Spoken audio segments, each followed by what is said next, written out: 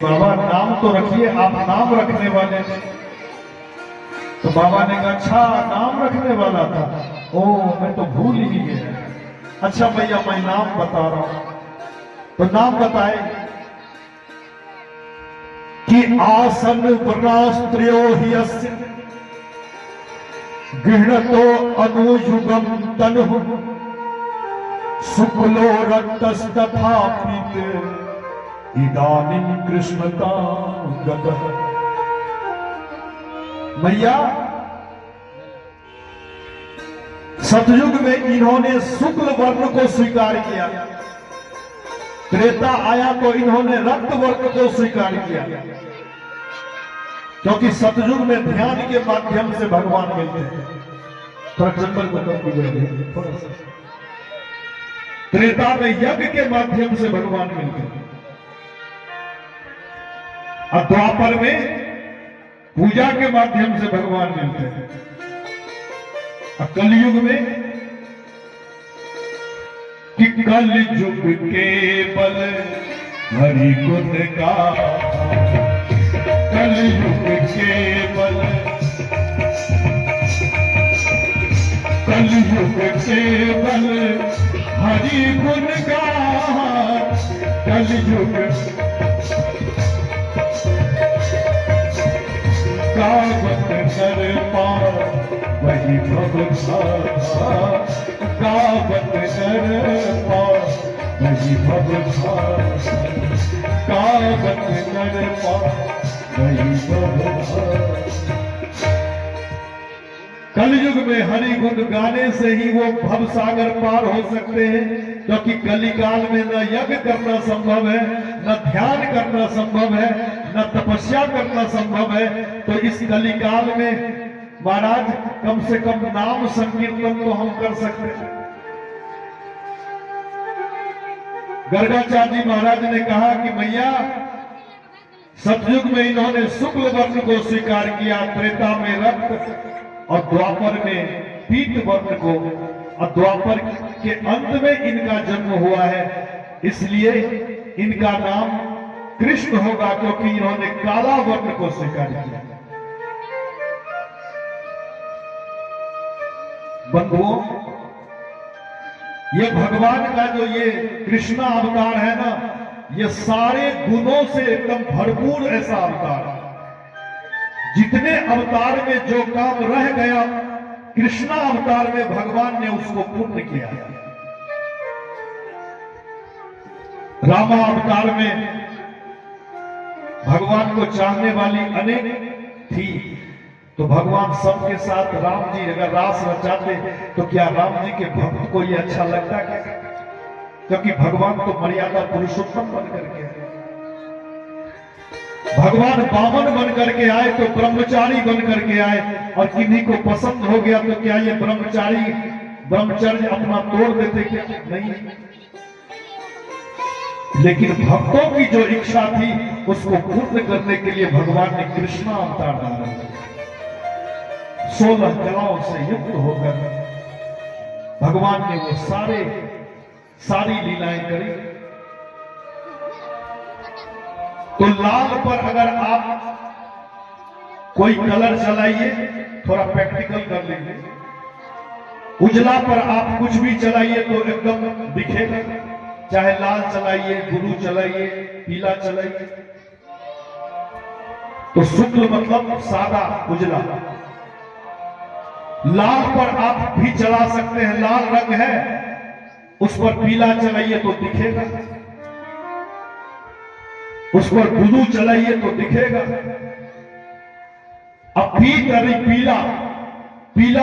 रंग है तो पीला कलर पर आप कोई कलर चला सकते हैं, लाल चलाइए, ब्लू चलाइए, कोई चलाइए।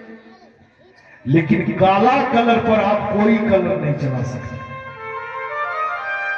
काला कलर जो हो गया ना, तो सारे कलरों का ये मिश्रण ही काला कलर होता है। और काला कलर पर अगर कोई कलर चढ़ाने का प्रयास करेंगे तो वो कलर चढ़ने वाला नहीं। और इसलिए जिसने जो कृष्ण का उपासक हो गया, फिर उस पर कोई दूसरा रंग नहीं चढ़ता है। प्रेम से बोलिए वृंदावन बिहारी लाल की। इनका नाम गर्गाचार्य जी ने कृष्ण रखा। प्रेम से बोलिए बाल कृष्ण भगवान की। महाराज भगवान का नामकरण संस्कार हुआ और भगवान एक बार विचार करते हैं कि प्रथम करी हरि माखन चोरी, ग्वालिन मन इच्छा करी पूरन, आप भजे ब्रज खोरी। भगवान ने एक बार विचार किया कि यहां पर जो मेरा जन्म, मेरा अवतार हुआ है, वो भक्तों को आनंद देने के लिए हुआ। तो भगवान आज सारे ग्वाल सखाओं को बुलाते हैं और कहते हैं कि वैसे आनंद आता नहीं है। तो भगवान ने सखाओं से कहा कि भैया गाय को चढ़ाए हमारे लोग, हमारे माँ पिताजी, दूहे हम, खिलाए हम, और घी माखन कंस खाए, राक्षस खाए, वो मजबूत हो जाए, ये हमें बर्दाश्त नहीं होगा। भगवान ने पहला सत्याग्रह वहीं से प्रारंभ कर दिया। सखाओं ने तो कहा क्या करें, तो जब हम लोग चोरी करके खा जाएंगे तो गोकुल में कुछ रहेगा नहीं कि कर के रूप में जाकर के कंस को देना पड़ेगा, यही समाप्त कर देंगे, क्योंकि माखन खा करके वो राक्षस और मजबूत हो जाएगा। अब माखन जब हम लोग खाएंगे तो हम लोग मजबूत होंगे, तो अपनी चीज अपना क्यों ना खाएं। भगवान ने कहा एक काम करो, तो जैसे हो चोरी करके खाए। तो सखाओं ने कहा तो भैया चोरी की तो आदत है नहीं। तो भगवान ने कहा तो पहली बार तो प्रयास तो करना होगा। सखाओं ने कहा करें। भगवान ने कहा देख, पहले हम लोग मंडली बनाते हैं, और मंडली का नाम रख दिया चोर लाल गोपाल माखन चोर मंडली। महाराज ये चोर मंडली के सरदार बन गए भगवान। और सखाओं से कहा कि आज जा पहली चोरी अपने घर से करके आ। तो घर में जब चोरी करने में सफल हो जाएगा तब जाकर के समझेंगे कि अच्छा चोर, पक्का चोर हो गया। तो भगवान के कहने पर सारे सखा अपने अपने घर में चोरी करने के लिए गए। दूसरा दिन जब हुआ तो कोई पिट करके आया, कोई सफल होकर के आया, कोई असफल होकर के आया। एक सखा आया, अब पूरे पीठ पर एकदम लाठी से जो दाग पड़ा हुआ है, तो पीठ दिखा रहा है कि लाला चोरी करने तो गए, मैया ने इतनी मार मारी कि देख पीठ पर एकदम दाग बन गया है, कान पकड़ने आज के बाद फिर चोरी नहीं की। भगवान कहते एक ही बार में तू हार मान गया, अच्छा चलो मैं चोरी करना सबको सिखाता।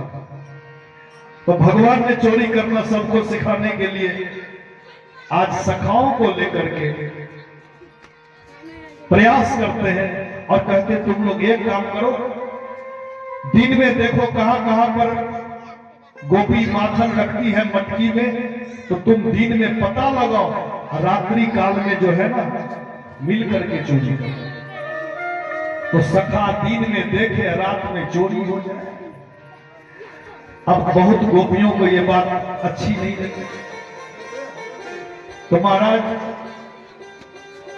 बहुत सी ऐसी सखियां परेशान हो गई और परेशान होकर के आज यशोदा के यहां शिकायत लेकर के आए कि कृष्णस्य गोपियो रुचिरम वीक्ष कौमार चापलम। गोपियां एकदम झुंड लेकर के शिकायत लेकर के गई, यशोदा तेरा लाला इतना उपद्रवी हो गया, इतना उपद्रवी, कितने परिश्रम से माखन बना करके रखती, वो रात को चट कर जाता है और खुद खाता है, सब सखाओं को भी लुटा देता है। अरे मैं तो ये भी जानती हूं कि ये बंदरों को लुटा अब बता, बंदर से कोई प्रेम करता है? इसको बंदरों से भी प्रेम है। मैया को विश्वास नहीं है। मैया कहती, देख तू झूठ मूठ के मेरे लाला पर आछन लगा रही, अगर रंगे हाथ पकड़ करके लाई तब जाकर के हम विश्वास करें। तो एक दिन प्रभावती नाम की एक ग्वालन विचार करती है कि इसको पकड़े तो पकड़े कैसे। तो सारी गोपियों से कहा कि सब अपने अपने घर का माखन मेरे घर में जमा करो। तो सभी गोपियां अपने अपने घर का माखन प्रभावती के घर में एक मटका में रख देती थी। अब प्रभावती उस मटके को बहुत ऊपर टांग देते थे। अब प्रभावती को क्रोध इसलिए है कि एक रात्रि में प्रभावती सोने गई थी अपने पति के साथ शयन करने, तो पति की लंबी लंबी दाढ़ी थी, तो भगवान ने अर्धरात्रि के समय प्रभावती के बाल से पति की दाढ़ी को बांध दिया। आप लोग ऐसा नहीं कीजिएगा, प्रेम से बोले आनंद गंग भगवान की, क्योंकि भगवान की लीला अद्भुत।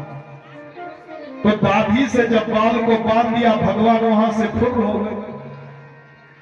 अर्धरात्रि के समय प्रभावती के पति को थोड़ी लघु शंका की इच्छा हुई, तो थोड़ा उठने का प्रयास किए, अंधकार था। तो जब उठने लगे तो दाढ़ी में दर्द होने लगा, तो इसको लगा प्रभावती दाढ़ी नोच रही। इसको क्रोध आया, पत्नी से कहते तेरा माथा खराब हो गया, रात्रि के समय तो दाढ़ी नोचती है, पागल हो गई क्या? अब प्रभावती का बाल दुख रहा है, ये क्या हो गया, क्या मामला? अब महाराज अंधेरी रात में प्रभावती के पति ने प्रभावती को 2-3 चलाया। अब प्रभावती को जब क्रोध आया तो वो भी 2-3 चला दी। प्रेम से बोली आनंद गंग भगवान। अब रात में कौन देखता है कौन किसको किस पर चला है। लेकिन प्रभावती को अब समझ में आने लगी कि मामला क्या है। और तब जब ध्यान से देखती है तो ये तो बाल से दाढ़ी बंधी हुई। प्रभावती ने बाल को दाढ़ी से खोल करके और पति से कहती है, ये देखते हो ना, ये यशोदा के लाला का ही ये करामत है, अब हम नहीं छोड़ने वाली। आज वो क्रोध है। प्रभावती ने षड्यंत्र किया, सारी गोपियों के यहां जो माखन है वो अपने यहां ले आई, और महाराज अपने यहां लाकर बड़ा मटका में रख दी, ऊपर बहुत दूर लटका करके। और नीचे में प्रभावती के पति से बोली कि नीचे तू पहरेदारी करना, रात में वो जरूर आएगा। और नीचे खाट पर प्रभावती के पति लाठी लेकर के सो गए। मन में हुआ कहीं नींद ना आ जाए, तो एक हुक्का भी ले लिया एकदम, हुक्का पीते जा रहे। फिर मन में आया कहीं नींद ना आ जाए, ये चोर का सरदार है, तो ऐसा करते हैं। तो महाराज उस मटके के ऊपर एक घंटी भी टांग, अब इंतजार कर रहे कब आएगा कब आएगा। सखाओं से भगवान ने कहा जाकर के देखो कहां कहां पर है माखन। सखाओं ने देखा तो किसी गोपी के यहां माखन नहीं, सब मछली खा रही। सारे सखाओं ने कहा लाला आज तो हद हो गई, कहीं भी माखन नहीं।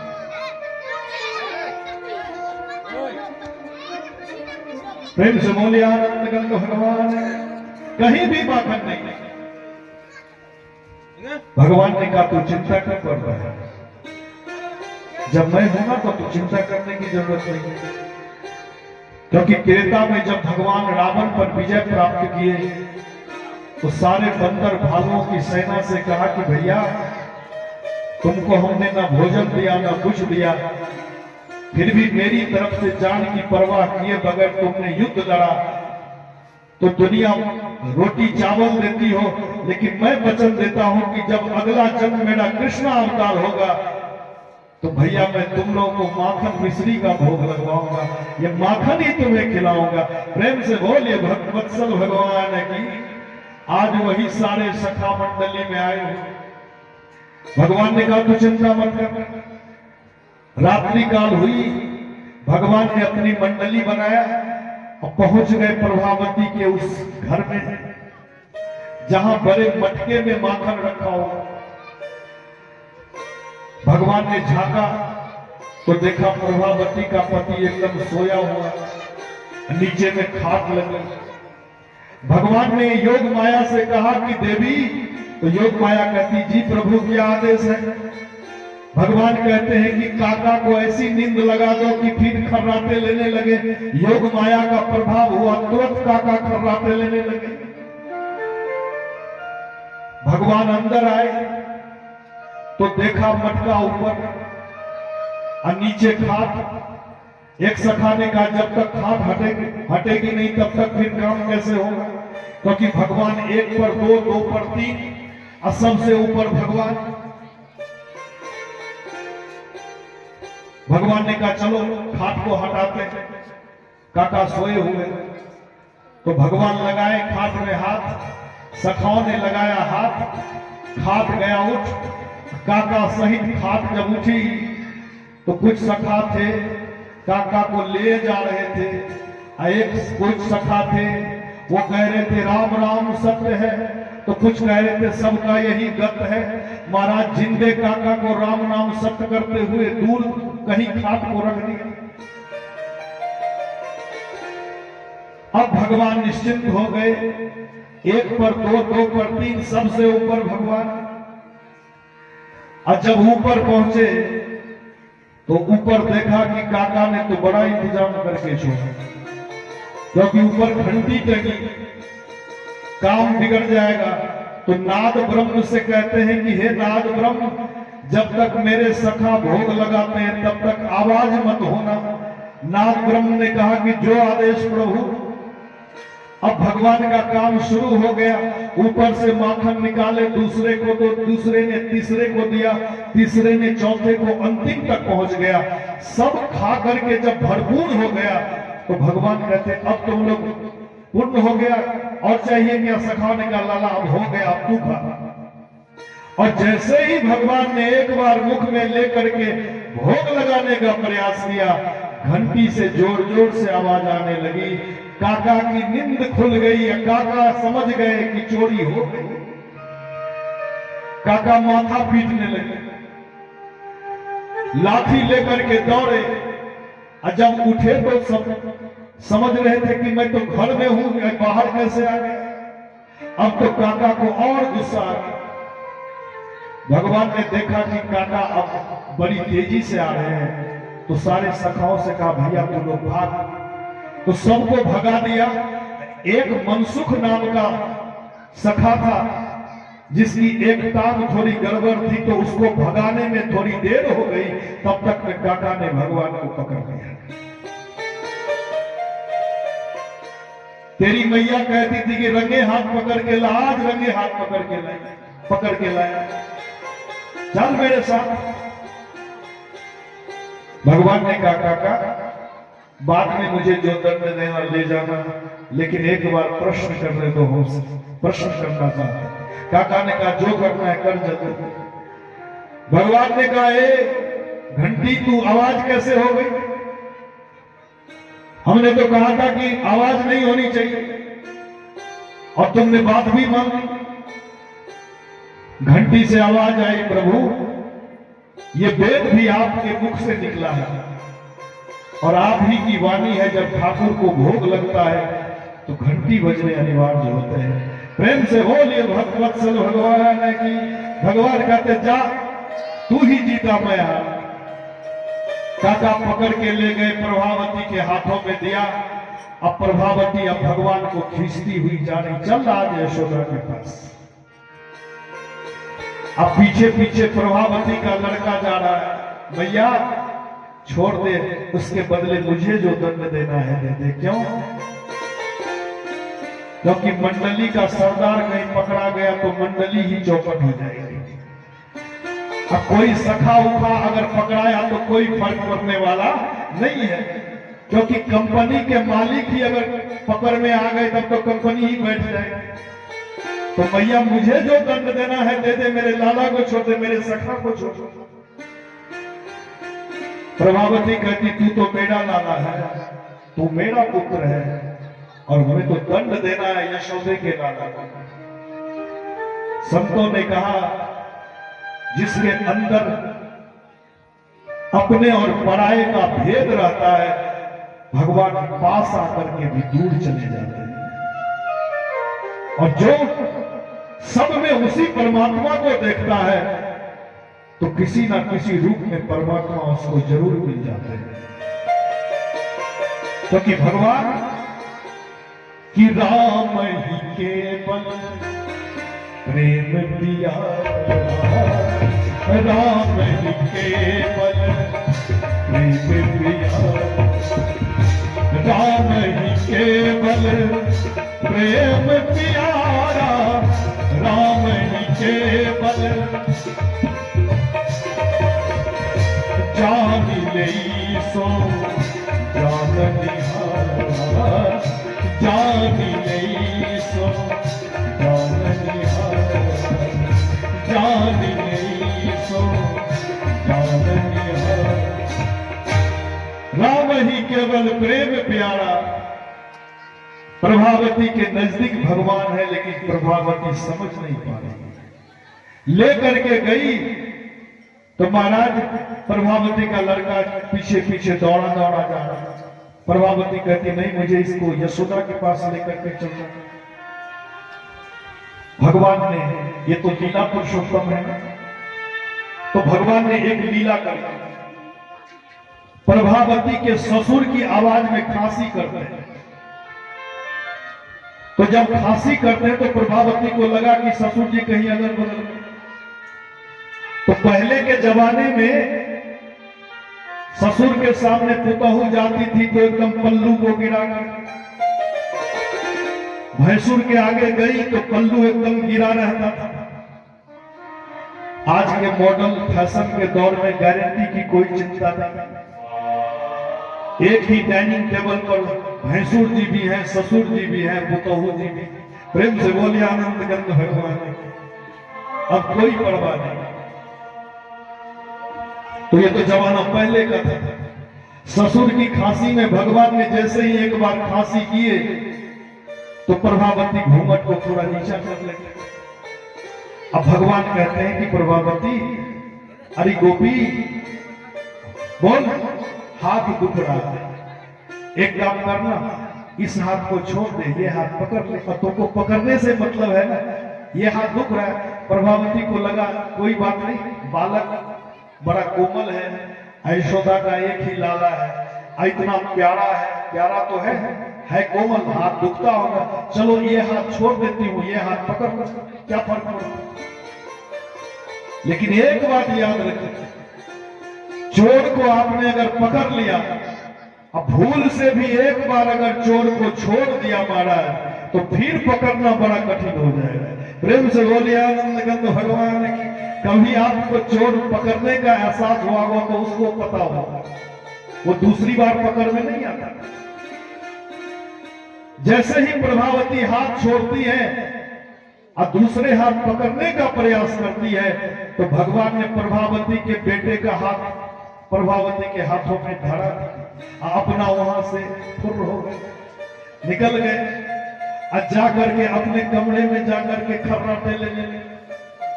अब प्रभावती अपने लड़के को खींचती हुई यशोदा के पास गई। अब प्रभावती को लग रहा है कि मैं तो कृष्ण को पकड़ के ले जा रही। आवाज लगा रही, यशोदा चल बाहर निकल। कहती थी कि रंगे हाथ पकड़ के लाओ तब समझूंगी, आज रंगे हाथ तेरा लाला पकड़ में है। यशोदा जी बाहर निकली, क्या बात है, तेरे लाला को पकड़ के लाई। यशोदा की दृष्टि जब प्रभावती के बालक पर पड़ी तो यशोदा जी ने कहा कि भांग खा के आई है, रात में तुम्हें दिखाई नहीं पड़ता क्या, देख किसका लाला, माथा खराब है क्या। प्रभावती जब चौंक करके पीछे देखती है तो इसका बेटा मुस्कुरा रहा है। प्रभावती को क्रोध आया, अरे निगोरे तू कहां से आ गया, चल घर में तुझे मैं मजा चखाऊंगी, तू कहां से आ गया यार। और तभी भगवान उधर से निकले, आंख को मलते हुए। प्रभावती कहती, ये चोर तू कहां से निकला? भगवान कहते कि मैया देख देख, मैं अभी सोया था ना। यशोदा कहती हाँ सोया था, तो देख अभी भी हम पर लाछन लगा रही, हमें कह रही कि चोरी करके देख, मैं तो सोया था। यशोदा कहती हाँ प्रभावती, मेरा लाला तो कितना खर्राटे लेकर के सो रहा था और तू उस पर लाछन लगा रही। भगवान ने इशारा किया, प्रभावती जीवन में मेरे पीछे मत लगे। क्यों? अगर मेरे पीछे आज के बाद भूल से लग गई तो आज तेरे हाथों में तेरे बेटे का हाथ थमा दिया, कल ऐसा न हो तेरे हाथ में तेरे पति का हाथ थमा दो और तू पति को ही खींचती हुई यहां पर चली आओ। प्रेम से बोलिए भगवत्सल भगवान की। भगवान ने एक बार अंगूठा दिखा करके वहां से चले गए। सुखदेव जी कहते हैं कि राजन, इस गोकुल में भगवान ने एक से बढ़कर के एक सुंदर लीलाएं करी और ये समस्त लीला भगवान भक्त को आनंद देने के लिए करते हैं, केवल राक्षसों को मारने के लिए नहीं, भक्त को आनंद देने के लिए। एक दिन दीपावली का समय आया और दीपावली के समय कि एकता गृहिता शिशु यशोदा नंद गेहनी। एक दिन दीपावली के समय यशोदा जी कृष्ण के लिए दधी मंथन कर रहे थे और भगवान कथा ये कहती है कि अपने बच्चे के लिए भोजन मैया अपने से बनाए। ऐसा नहीं कोई अमीर है तो नौकर लगा दिया, अब बाल बच्चे के लिए नौकर भोजन बना रहा है या बना रही है, नहीं। यशोदा जी के पास अनेक नौकरानियां अनेक करने वाली है, लेकिन कृष्ण के लिए स्वयं ही भोजन बनाती है, स्वयं ही माखन तैयार करती है। क्यों? क्योंकि मां के हाथ में जो प्रेम है वो किसी नौकर के हाथ में वो प्रेम नहीं होगा। जिस पवित्रता से मैया अपने बच्चे के लिए भोजन बनाएगी, उस पवित्रता से कोई दूसरा अपने प्रेम से नहीं बनाएगा। आज मैया दधी मंथन कर रही है। अब भगवान रोने लगे, भगवान को भूख लगी तो मैया दौड़ करके गई, अब भगवान को अपनी गोद में लेकर के दुग्ध का पान कराने लगे। भगवान पूछते हैं कि भैया एक बात बता, तुम्हें दूध प्यारा है कि पूत प्यारा है? भैया कहती लाला ये भी कोई पूछने की बात है, तू तो मुझे प्राणों से भी प्यारा है और तू दूध की बात कर रहा है। अब मैया भगवान के लिए एक सुरभि गाय का दूध चूल्हे पर महाराज गर्म कर रहे हैं कि लाला को ये सुरभि गाय बहुत ही महत्वपूर्ण गाय है। लाखों गाय में एक गाय सुरभि गाय है और जिसका दूध भगवान पीते थे, तो चूल्हे पर वो दूध गर्म हो रहा था। अब मैया भगवान को दुग्ध पान करा रही है। सुरभि गाय के उस दुग्ध के मन में ये भाव आया, ये भक्त का भाव है कि सबसे तो पहले मैं अपने आप को भाग्यशाली समझता था कि मुझे भगवान पान करेंगे, लेकिन अब मैं समझ रहा हूं कि भगवान मुझे नहीं पान करेंगे। क्यों? क्योंकि मां का दूध यशोदा का कभी समाप्त ही नहीं होगा, जो भगवान मुझे पिएंगे। उससे बड़ा दुख हुआ और मन में हुआ जो चीज भगवान को समर्पित न हो तो इससे बढ़िया है मरने में ही मेरी भलाई है। तो दूध में उफान आना शुरू हो गया।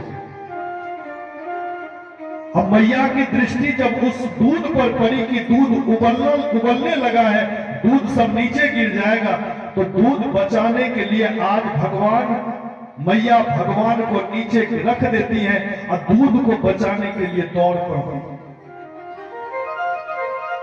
भगवान मन में विचार करते, अभी अभी मैया कहती थी मुझे दूध प्यारा है, हमें तो साफ दिख रहा है कि इसे दूध प्यारा है। भगवान को बड़ा क्रोध आया। अब दुग्ध को लगा कि यशोदा कितनी दयालु है कि आज ब्रह्म को नीचे छोड़ करके हमें बचाने के लिए दौड़ गई। ऐसी यशोदा मैया के चरणों पर कितने दूध निछावर हो जाए, आज दूध ने उबलना अपने आप बंद कर दिया।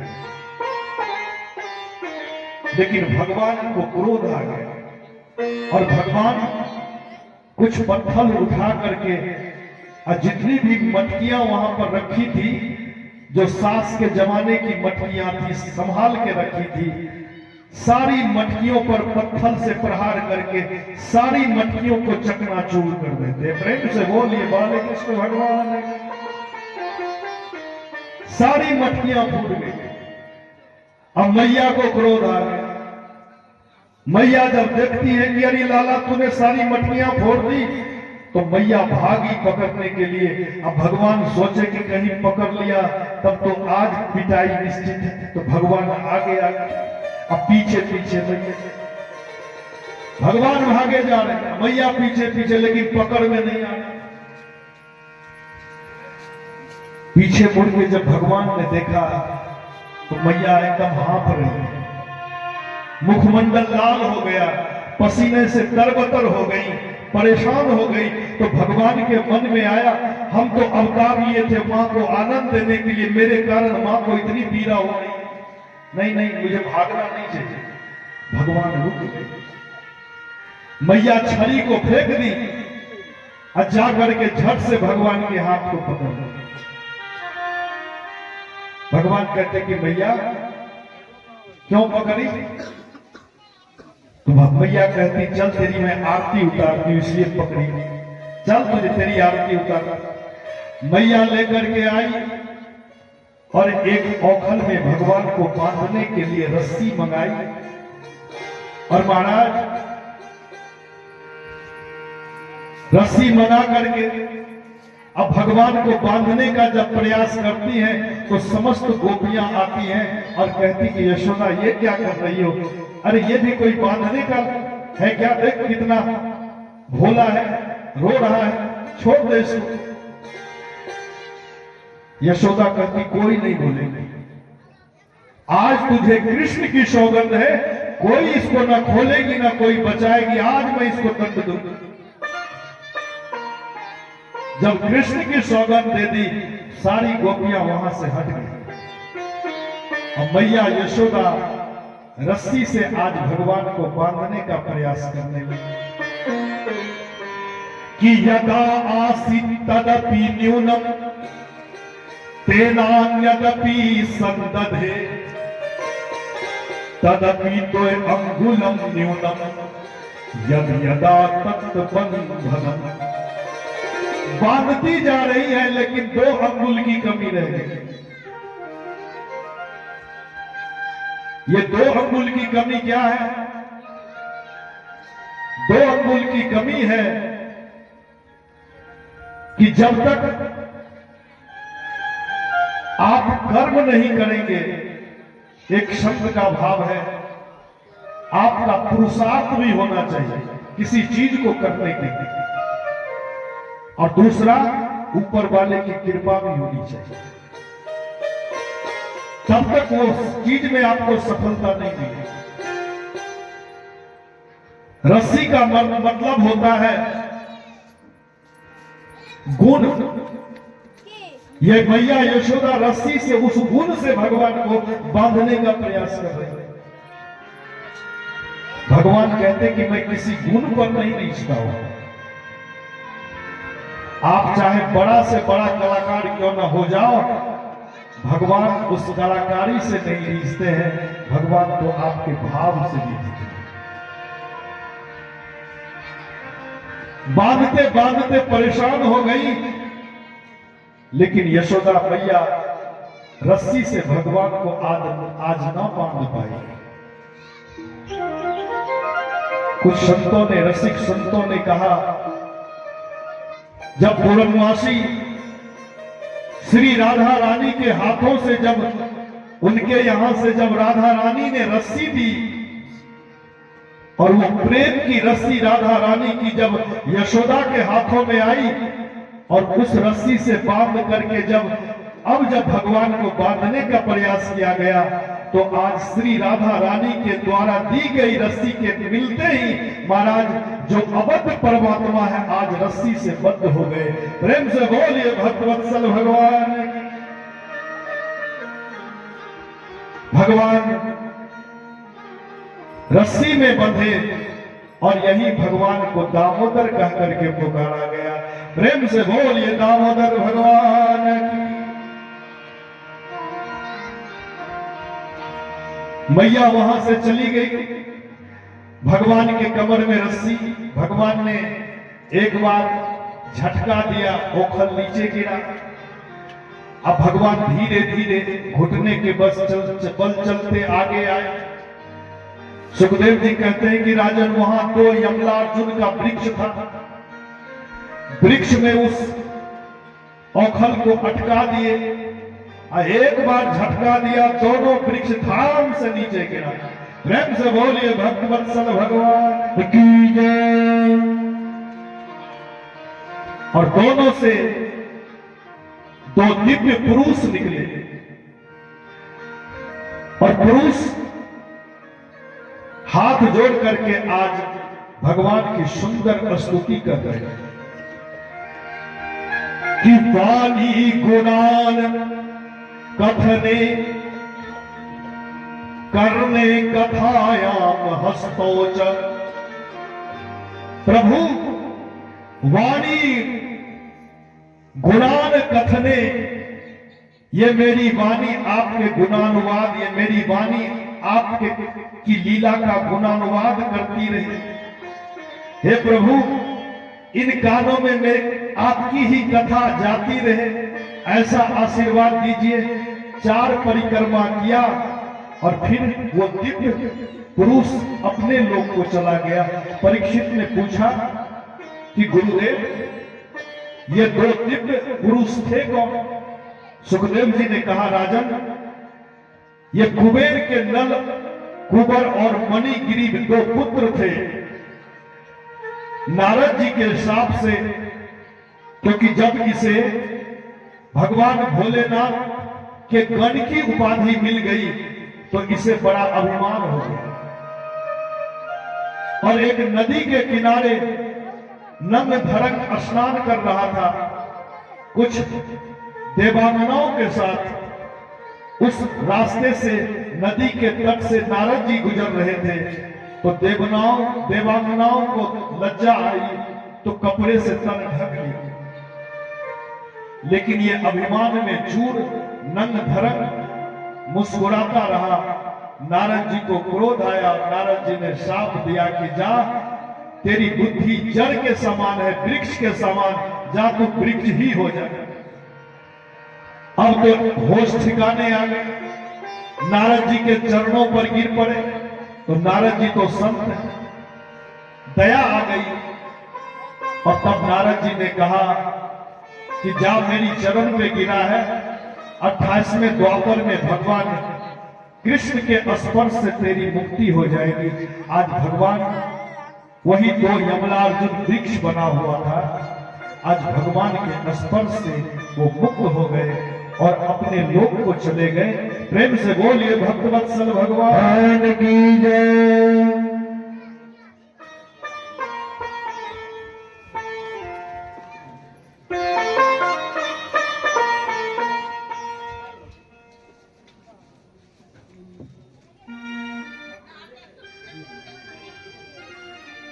राजू कुमार पिता निकू कुमार, ये राजू कुमार बालक है और पिता निकू कुमार, जिनके पुरुषार्थ के बल पर यह यज्ञ सफलता की ओर जा रहा है। आज 5म दिवस है, कल और परसों आप लोग जो न आ पाए तो कम से कम 2 दिन कथा में अवश्य आइए। इनके द्वारा भगवान के चरणारविंद में 105 रुपए प्रदान किए गए हैं। परमात्मा इनके समस्त जन परिजन के जीवन को मंगलमय बनाए। प्रेम से बोलिए वृंदावन बिहारी लाल की जय। भगवान इनके यज्ञ को एकदम सफल करे, यही कामना है। प्रेम से बोलिए आनंद गंग भगवान की जय।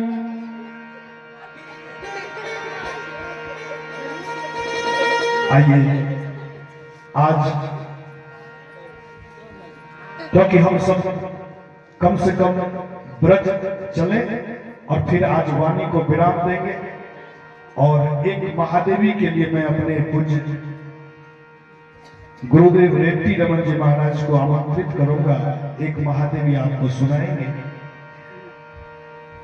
आज जब पेड़ गिरा, जोर की आवाज हुई, तो सारे लोग दौड़ करके गए नंद बाबा को। जब नंद बाबा ने देखा कि एक बड़ा वृक्ष गिरा और नीचे बालक, तो दौड़ करके गए तो देखा कि बालक को कुछ नहीं हुआ। हृदय से लगाया। यशोदा को बड़ी डांट पड़ी, तुम ऐसा क्यों? यशोदा को भी अपनी भूल का बड़ा पछतावा हुआ, और महाराज एक आपातकालीन मीटिंग बुलाई गई, और मीटिंग में यह रखा गया कि जब से कृष्ण का जन्म हुआ है तब से एक विपत्तियां आ रही। तो ऐसा करते हैं कि हम लोग गोकुल छोड़ करके कहीं अन्यत्र चलते। अब कृष्ण से कितना प्रेम था, एक जगह घर हो और दूसरी जगह घर बनाइए तो कितनी परेशानी होती। और सारे गोकुलवासी गोकुल छोड़कर अन्यत्र जाने के लिए तैयार है कि गोप वृद्धा महोत्पाता नुभूय बृहद्वने नंदादयः समागम्य ब्रज कार्य मंत्रय। आज सारे मंत्रणा कर रहे हैं कि जाए तो जाए कहां। तो एक वृद्ध उपनंद थे, तो उपनंद ने ये राय दी कि नंदराज हमारी राय में एक काम करते हैं, क्या हम लोग वृंदावन चलते हैं। वृंदावन में खूबी क्या है? तो उन्होंने कहा कि वनम वृंदावनम नाम पश्यम नव काननम गोप गोपी गवाम सेव्यम पुण्याद्रि तृणवीरुधम। महाराज वनम वृंदावनम नाम, यह वृंदावन एक ऐसा वन है। वृंदा अर्थात वृंदावन किसे कहते हैं? जहां तुलसी के वन हो, वृक्ष हो, उसी को वृंदावन कहा जाता है। वृंदावन का दूसरा अर्थ जहां भगवान अपने भक्तों की रक्षा करते हैं, उसी का नाम है वृंदावन। एक बार अयोध्या जाओ, 2 बार द्वारिका, 3 बार जाके त्रिवेणी में नहाओ, 4 बार चित्रकूट, 9 बार नासिक, 12 बार जाके बद्रीनाथ घूम आओ, कोटि बार काशी केदारनाथ रामेश्वर और गया जगन्नाथ, चाहे जहां जहां जाओगे होंगे प्रत्यक्ष जहां दर्शन श्याम श्यामा के, और वृंदावन सा आनंद और कहीं नहीं पाओ। ये वृंदावन सा आनंद और कहीं मिलने वाला नहीं है। तो आज सारे ग्वाल वालों ने, सारे गोपों ने विचार किया हम लोग वृंदावन चलते हैं। तो सारे आज गोकुलवासी बैलगाड़ी पर सवार होकर के, कोई पैदल, जैसे तैसे आज वृंदावन के लिए चल देते हैं। आइए हम लोग एक बार वृंदावन की गलियों में कौन कौन जाना चाहते हैं? प्रेम से बोलिए वृंदावन बिहारी लाल की जय।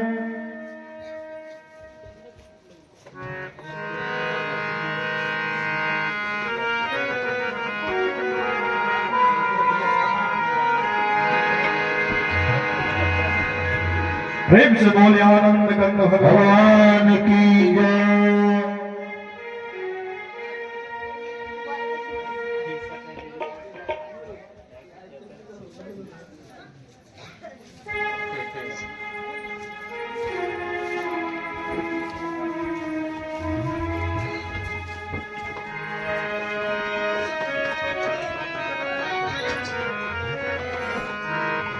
कि वृंदावन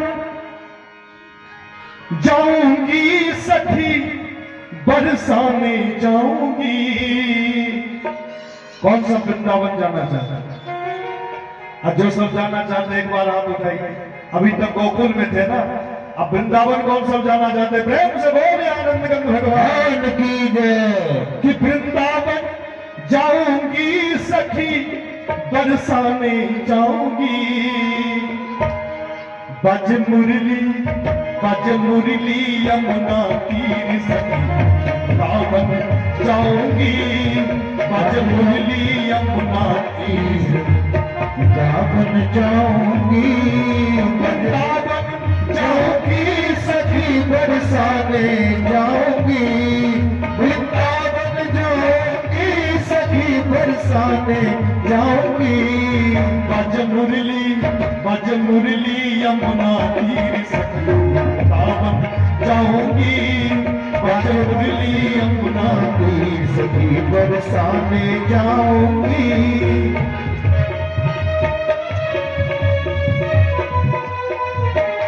बोल वृंदावन बिहारी लाल की।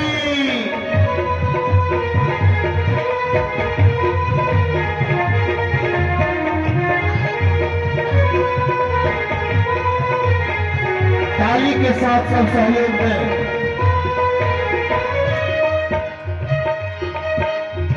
श्याम सलोने सूरत की दीवानी हो गई। श्याम सलोने सागर की दीवानी हो गई। श्याम सलोने सूरत की दीवानी हो गई। ओ श्याम सलोने सूरत की दीवानी हो गई। तुझे कैसे दिखाओ दिल चीर सखी वृंदावन जाऊंगी। तुझे कैसे दिखाओ चीर वृंदावन जाऊंगी। वृंदावन जाऊंगी सखी न लौट के आऊंगी। वृंदावन जाऊंगी नहीं मैं लौट के आऊंगी। बज मुरली यमुना तीर वृंदावन जाऊंगी। बज मुरली यमुना तीर बरसाने जाऊंगी। बोल वृंदावन बिहारी लाल की।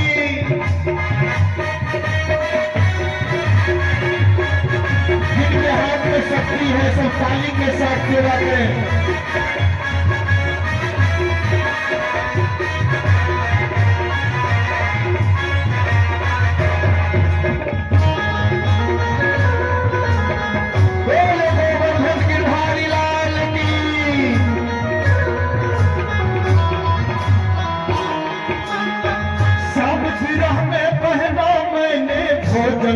छोड़ दिया।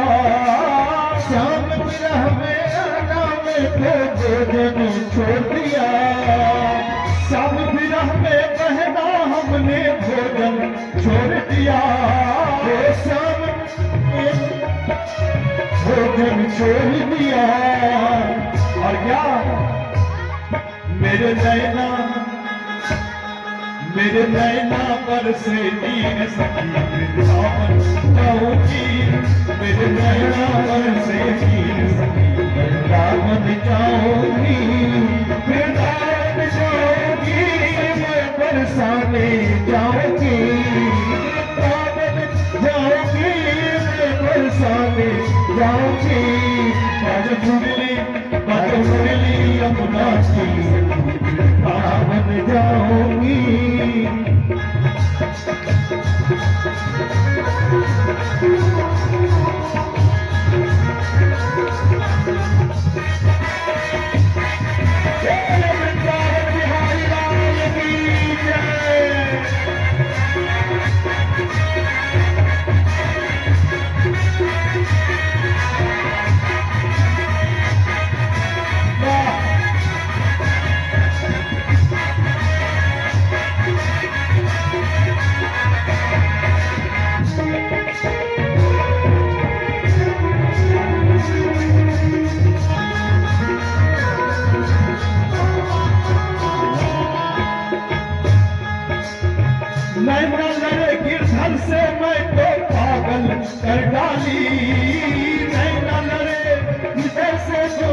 पागल कर डाली।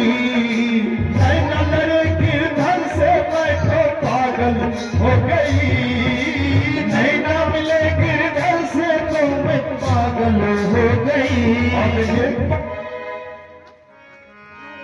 और किनको एक बार उस गिरधर से मिलने की इच्छा है, तो वाणी को विराम देने से पहले अभी तक तो गोकुल में हम सब थे, वृंदावन में जा रहे हैं, तो वृंदावन का एक अलग आनंद है और वृंदावन की कथा और कल कंस मरण की कथा वहां तक हम लोग श्रवण करेंगे। परसों कथा का विराम होगा। क्या पता आज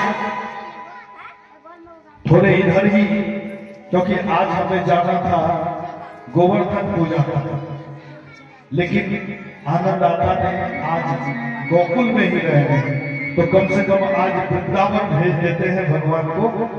तो एक बार वृंदावन हम लोग भी चले भगवान के साथ। तो दोनों हाथ उठाइए, दोनों हाथ भाव के साथ। क्या कि वृंदावन जाऊंगी सखी ना लौट के आऊंगी।